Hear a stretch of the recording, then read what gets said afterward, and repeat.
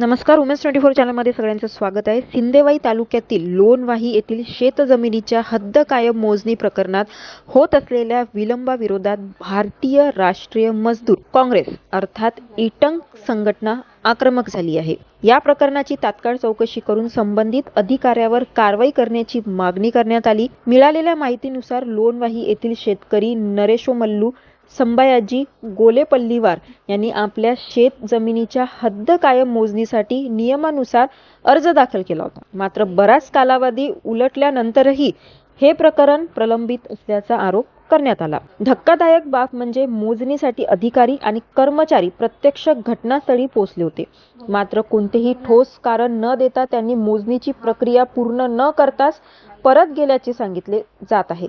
त्यामुळे संबंधित शेतकऱ्याला मानसिक, आर्थिक आणि प्रशासकीय त्रास सहन करावा लागत असल्याचा आरोप आहे. या पार्श्वभूमीवर इटंगचे चंद्रपूर जिल्हाध्यक्ष तथा नागपूर विभाग प्रभारी दत्तात्रय समर्थ यांनी जिल्हाधिकारी, भूमी अभिलेख अधीक्षक आणि राज्याच्या भूमी अभिलेख संचालकाकडे लेखी तक्रार दाखल केली आहे. या प्रकरणाची सखोल चौकशी करून जबाबदार अधिकारी कर्मचाऱ्यावर कठोर कारवाई करावी, तसेच नवीन तारीख निश्चित करून मोजणीची प्रक्रिया तातडीने पूर्ण करावी, अशी मागणी इटकच्या वतीने करण्यात आली. प्रशासनाने त्वरित दखल न घेतल्यास पुढील काळात कायदेशीर आणि प्रशासकीय स्तरावर लढा उभारण्याचा इशारा संघटनेने दिला आहे. अशाच अपडेटसाठी बघत राहा उमेश 24 चॅनल.